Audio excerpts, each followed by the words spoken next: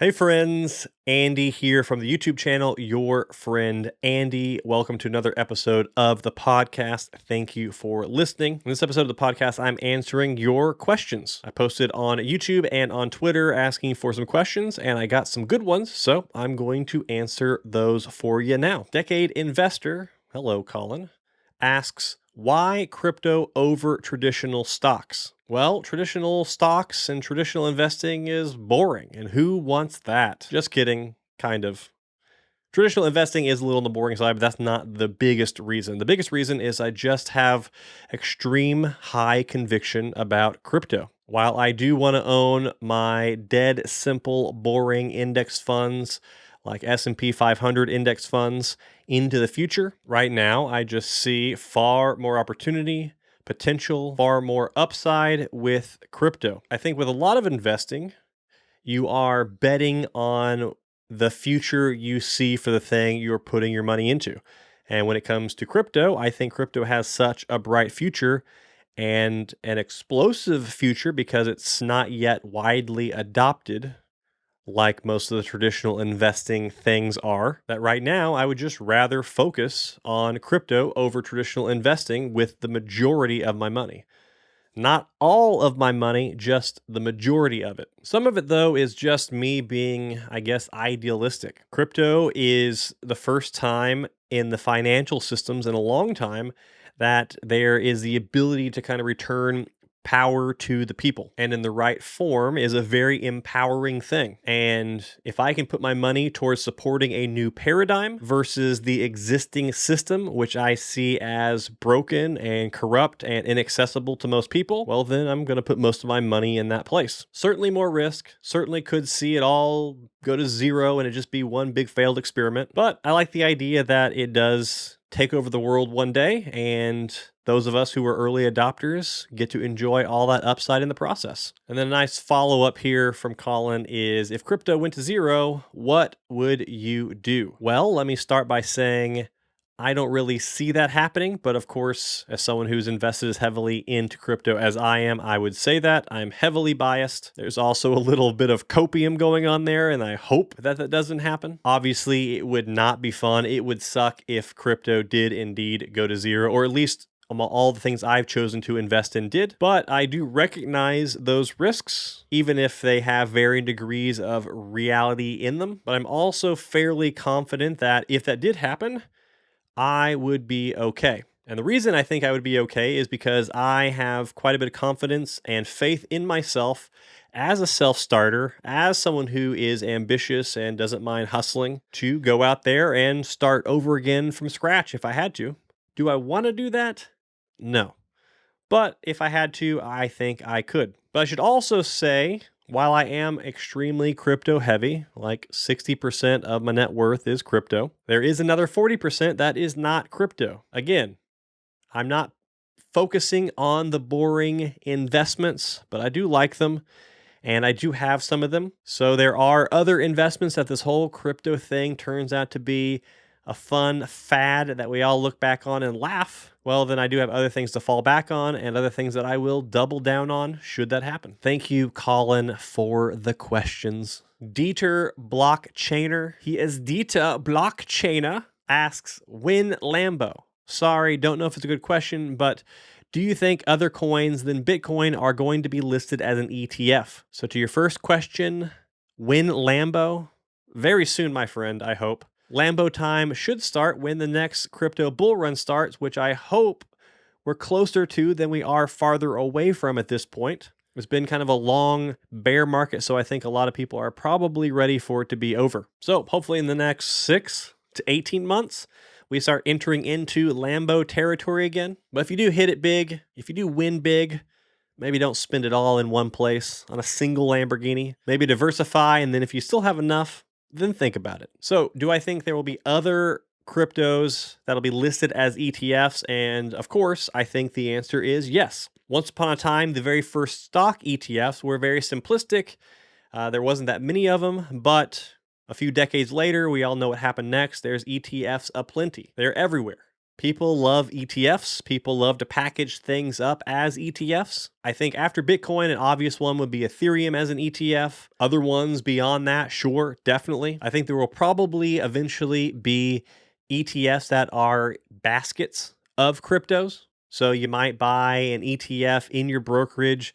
That would be like one of my favorite topics in crypto right now, which is DePIN, Decentralized Physical Infrastructure Networks. So you might be able to buy the DePIN ETF, which packages together maybe 5 to 25 different cryptos that all fall into that category. And so you buy one single ETF in your brokerage and you get exposure to all of those. That's currently how ETFs work in the stock market. So I imagine eventually, once crypto has enough traction, once there's enough adoption, once certain crypto companies are serious and established enough, they will be packaged up as ETFs or in baskets in ETFs. Before I get to the rest of the questions, let's hear a quick word from this episode's sponsor, Relay. I have some very exciting news. Relay, the official banking platform of Profit First, has launched the Reasons to Be Profitable contest. They are awarding $100,000 in cash prizes to entrepreneurs, including a grand prize of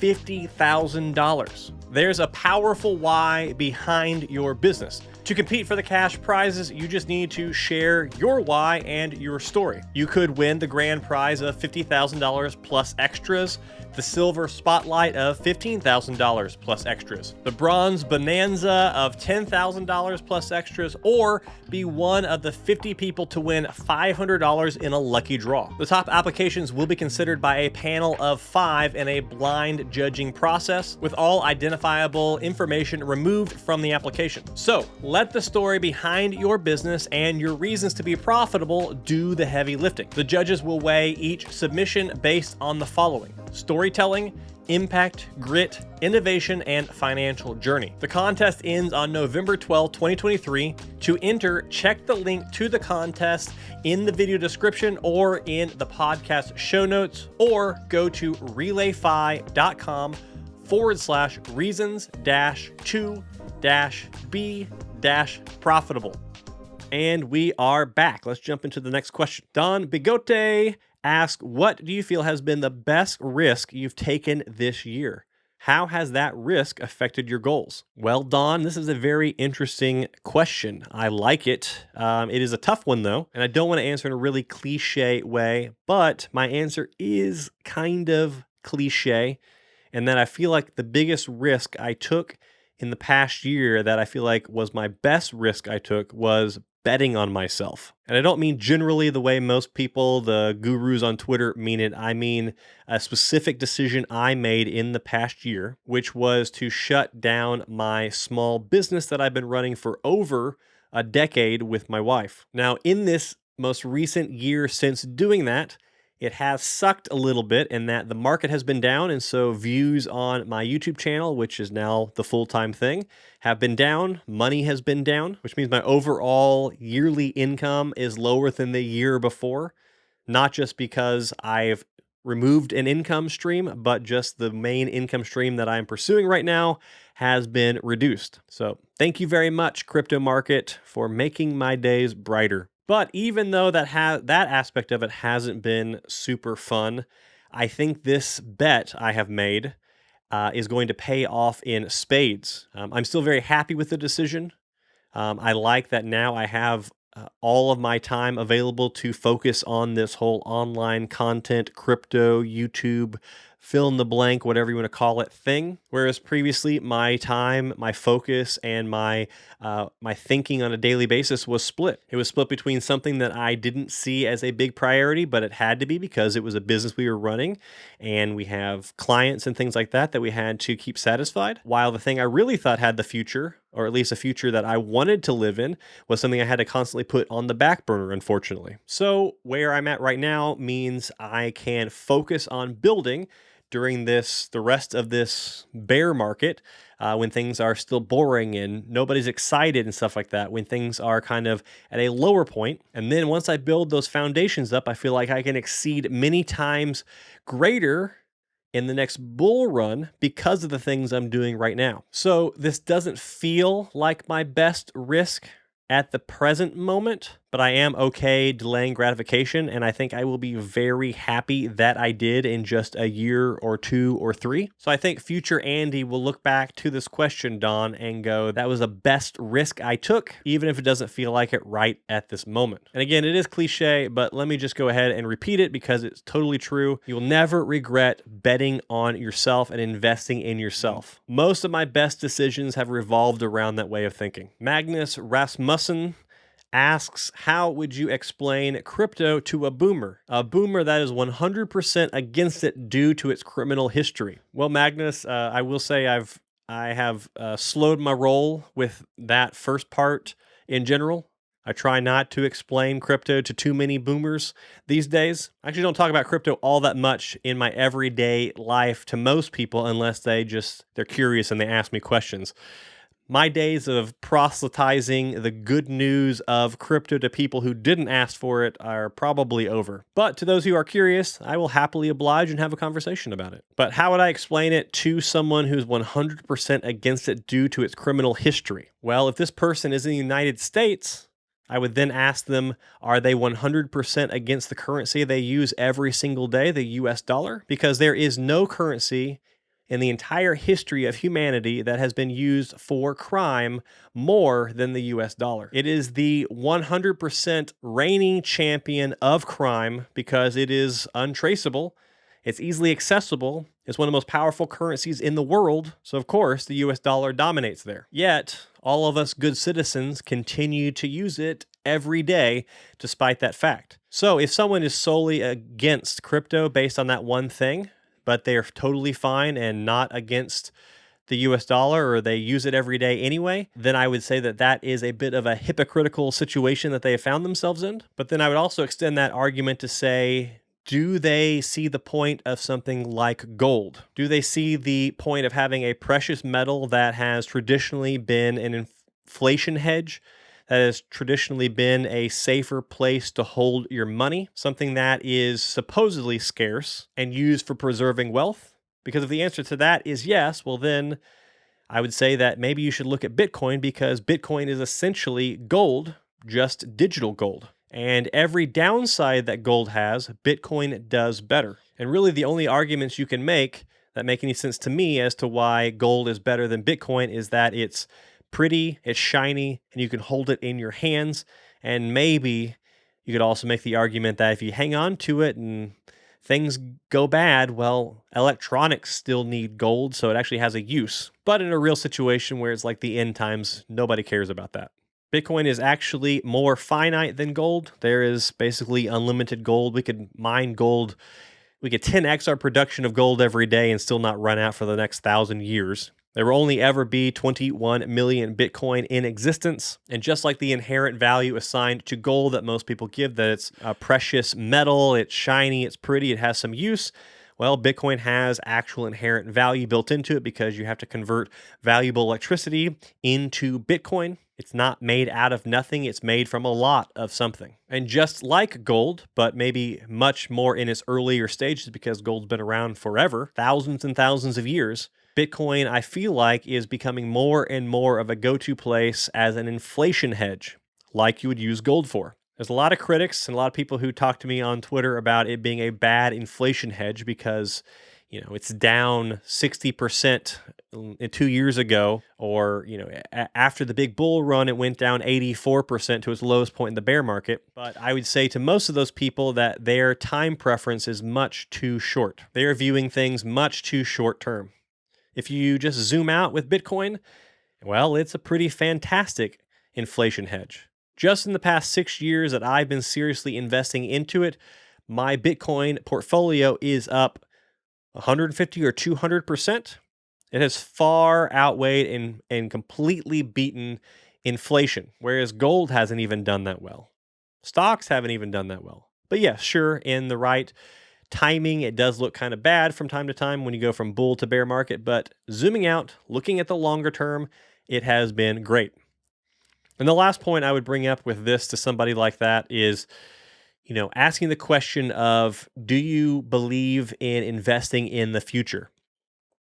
I'm someone who believes that things like Bitcoin, and especially Bitcoin, are the future. And I personally don't want to miss the future. does this person want to miss out on the future?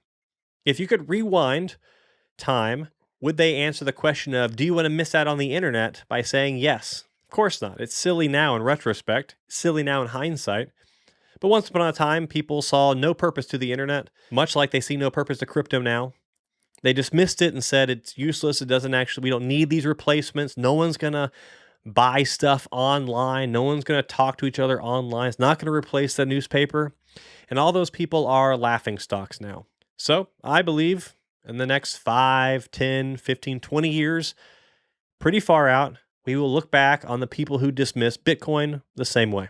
Boris asks, I know you did videos on the topic of BTC accumulation through DCA, mining, and NFTs, but would be great if you can go into more into this topic, especially for someone with a small scale budget. Well, Boris, I think the number one thing I've learned over the past 6 years is there is an incredible amount of power in DCAing with even small amounts of money.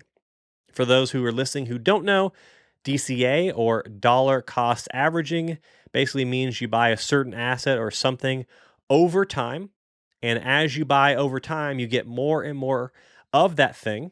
But also you don't worry about timing the market, like buying at the absolute best time, waiting for it to go to its absolute lowest, because who can know when the best time to buy something is? So instead, you just buy it over time, and it averages out to be a pretty good buy price. So for something like Bitcoin, this might look like putting $50 into Bitcoin every single week. And the great thing is you can automate this. There's lots of great brokerages and services where you set that up, it connects to your bank account, and it buys it automatically every single week. But to give you some context here, and this even might be a lot of money to some people, but compared to what I've been investing in the past year or two, this is a smaller amount of money. But once upon a time, I was investing about $250 a week into Bitcoin. This is in the last bear market. So this is from the end of 2018, all of 2019, all of 2020, basically without ceasing, buying between, I say the low end, $50 to $250 at the higher end per week into Bitcoin. Some of those buys from 2019, for example, are up over 900% now, which means each $250 investment that I bought Bitcoin with is worth $2,400 now. So even if you only put $50 per week, $25 per week, $10 per week over the long enough time scale, if you buy into a good asset, which in my case I think is Bitcoin, but you might think it's just S&P 500 index fund, or it could be whatever else, fill in the blank. If it truly is a good asset and it goes up over time, well, if you zoom out to enough years later, even very small buys can equate to very big returns. But I also learned the power of getting a side hustle during this time, because you can only stretch yourself so far with investing on a weekly basis, dollar cost averaging, especially if you are someone, like you said, with a small budget or smaller scale. So the greatest thing you can do is earn more money. And I know that is a very easier said than done statement, but there's a million side hustles that you can easily get started and spend a couple hours a week and earn an extra $100 to $500 per month. And just to give you some context, an extra $500 of income that you make on the side right now, if you invested it into Bitcoin, for example, if Bitcoin went to $150,000 in the next 2 to 5 years, every monthly investment of $500 you make now would then in turn be worth $2,200 each. So I think all this comes back to the power of having a long-term mindset. If you can do that, you will succeed. And then I'll really briefly here talk about the second thing you asked in there was about mining. One of the reasons I like mining is because if you get a good enough electricity rate, you do it over a long enough time, it can be like buying Bitcoin or whatever you're mining at a discount. I also like mining because I like to have a diversified accumulation strategy for Bitcoin.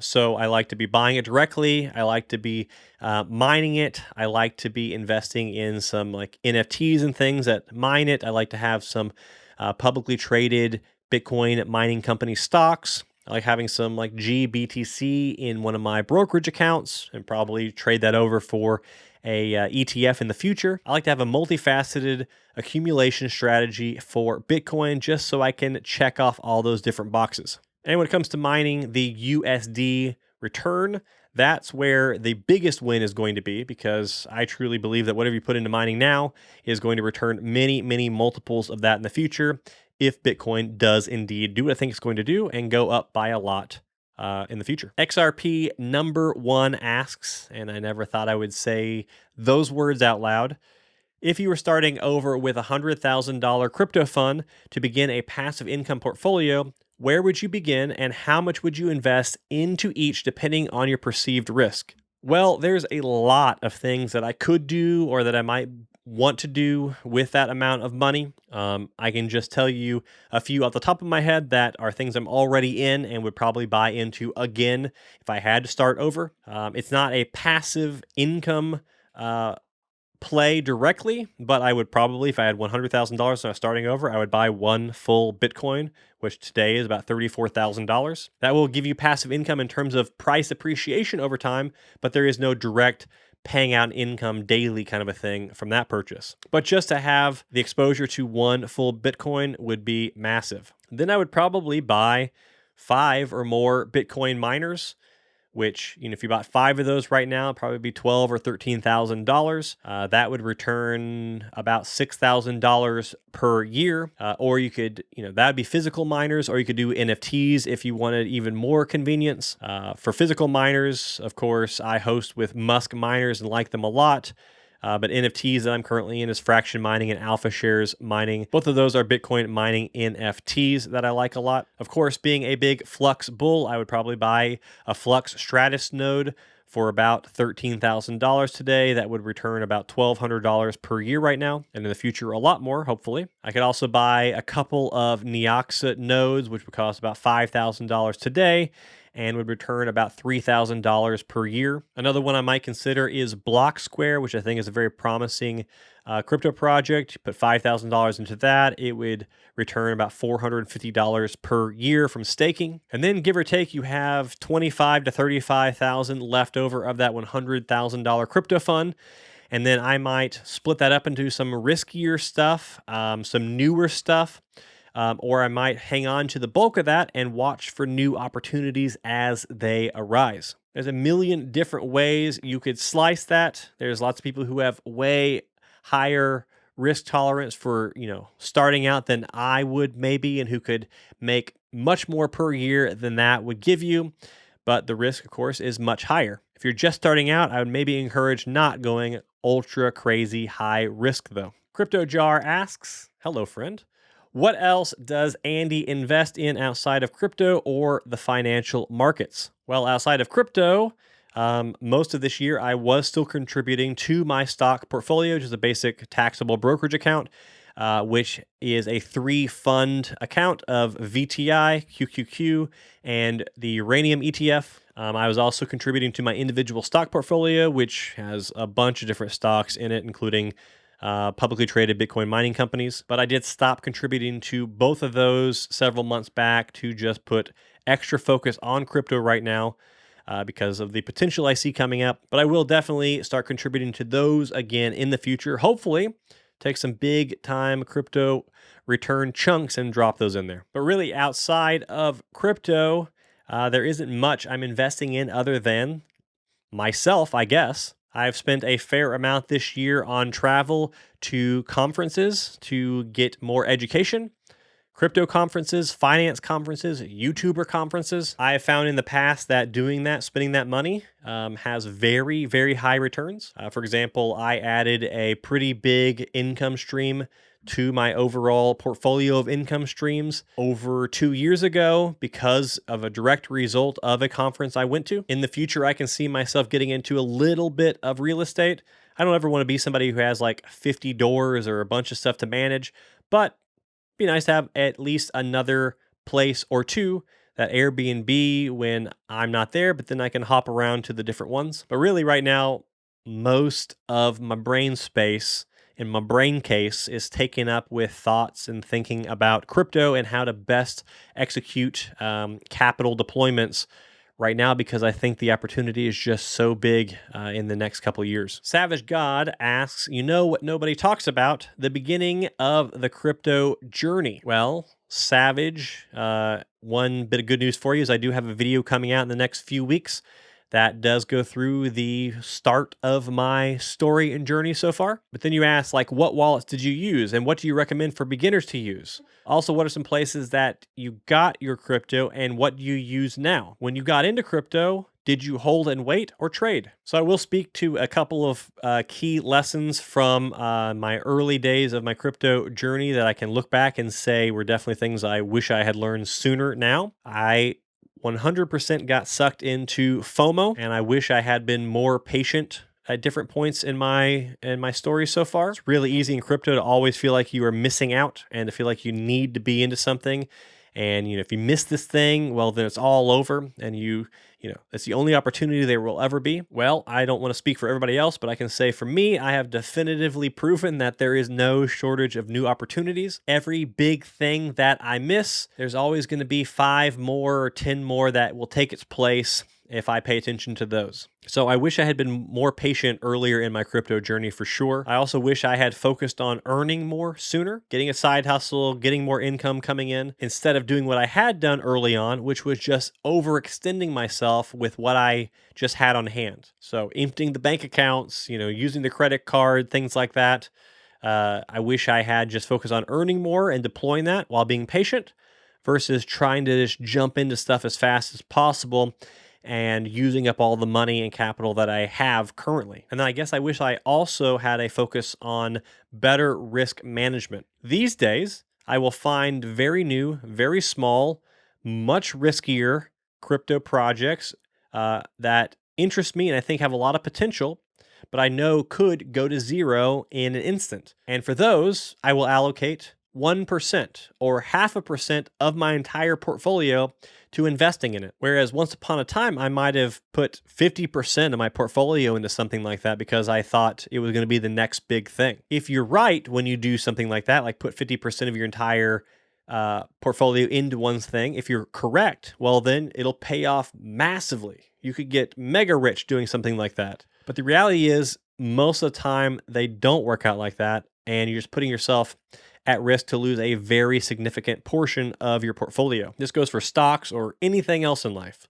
Instead, I allocate a very small portion of the portfolio and of my capital to do this. And then if it does take off, well, then it goes from 1% to 10% or 20%. And then I can take some profits and it's great.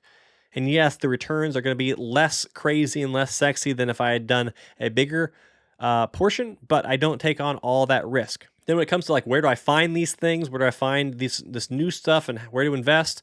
I've spent a lot of time on the Bitcoin Talk altcoin announcement forums in the past to find new stuff as it launches. Pay attention to what people are saying on Twitter and on YouTube comments. I will say I also do try to practice safety with these things, with wallets that might have, malware or viruses in them. So I set up individual virtual machines just for each wallet to set up and put the coins in or to mine to. I did try to trade, but trading, at least on the daily or weekly kind of time frame, is really not my thing. I am definitely much more of a hold and wait, which I think is the better strategy, at least for me. Pick undervalued stuff, pick interesting stuff, pick stuff with potential now, hang on to it for 6 months, 12 months, 2 years, and then hopefully be very handsomely rewarded in the future. Dylan asks, since you said money questions and not crypto, I'm going to ask thoughts on stock dividends, the investing best strategy, short gains versus long-term gains, monthly versus quarterly versus yearly payouts, etc. Well, Dylan, I did not mean to specify you couldn't ask me crypto questions. I just meant money in general, and crypto is money, in my opinion. But thanks for the question. So I am not a dividend guy. I do like the idea of dividend stocks. It's neat to hold something that pays you a dividend, that pays you a regular bit of passive income. It's a cool idea. My 1 mile high view, top-down view of dividend stocks, though, is that there's no real difference between dividend stocks and traditional stocks. Traditional stocks, they go up in value over time, and that's how you get passive income from price appreciation. Dividend stocks typically don't go up over time as much as, an S&P 500 index fund or something like that, because those companies peel away profits and various things to return to shareholders in the form of dividends, so it eats away a lot of that upside potential of the stock. So just raw numbers, they both return about the same. It's just one does it in appreciation, one does it in terms of passive income payments. So really, I think it's just which one seems more attractive to you. They both get you to the same place. When it comes to short-term versus long-term gains, in my opinion, I want the long-term gains. One, capital gains tax, you pay less. But two, by being patient, you're typically rewarded higher. I wish I could answer more on this, but again, I'm not a dividend guy. You should definitely hop on Twitter and follow my friend Colin, Decade Investor. He's not like super heavy dividend guy, but he does have quite a few dividend stocks. But he also has a really cool app that is a dividend stock tracking app called Purple Brick. It shows you a really cool view of what your monthly, passive income from dividend stocks is, your daily, your yearly, all that cool stuff. Winfair says, talk about what you think about CBDC. Do you think it is a good thing or just a new form of control of people? Well, generally speaking, I'm not a fan of the CBDCs. For those who don't know what that is, it stands for Central Bank Digital Currency. And I really think that the base reason for the existence of CBDCs is because crypto removes the control of money from the government, and the government doesn't like that. So they want their own version of this digital, currency that they have full control of. A central bank digital currency is fully trackable. They'll know exactly every identity of each person who holds them, how much they have, when they spend it, when they receive it. It's going to be something that is probably programmatically censorable. So if they see you buying things that they don't like, they can just turn off your money with a flip of a switch. It's basically the end of privacy of your money. So for all those reasons, I don't really like it. Maybe I didn't really sell it to you either. Maybe you don't like it so much anymore either if you weren't familiar with it. I do think there is going to probably be a lot of adoption of it, though, if they do actually get launched, because people take the path of least resistance. We will get lulled into using it because it's easy and because it's the government sanctioned, form of currency. We use the US dollar here in the US for a reason, but I really hope that crypto makes it obsolete and that the governments see the light, which is to not go that route, but probably way too early to tell right now. Levi Nerd Herder says, talk about crypto wallets. Okay, well, definitely get a crypto wallet. Do not hold your crypto on an exchange. Send money to an exchange, buy what you need to buy, send it to a wallet, or send your crypto to an exchange, sell it, send what you get either to your bank account or back to a wallet. The only truly safe way to hold crypto is by you holding it yourself in a wallet where you have the keys to. If you want some recommendations for wallets, if you are a bit of a nerd with crypto and you don't mind something that's a little bit more technical, and you're interested in Bitcoin only wallets, well, then I can't recommend the Cold Card wallet enough. Love it. Use it. If you want one that's slightly more user-friendly with a GUI interface and all that, but also supports a bunch more coins, well, then I currently use a Trezor quite a bit. If you're looking for a software wallet, I do like Zelcore from Flux a lot, but there are a few other hardware wallets I am looking at, namely Keystone and Elipal. Hope that's some helpful information on wallets. Dream asks, how can I start mining Bitcoin? How can I start investing in Bitcoin? What is the best type of cryptocurrency? So the last question there was the best type of cryptocurrency.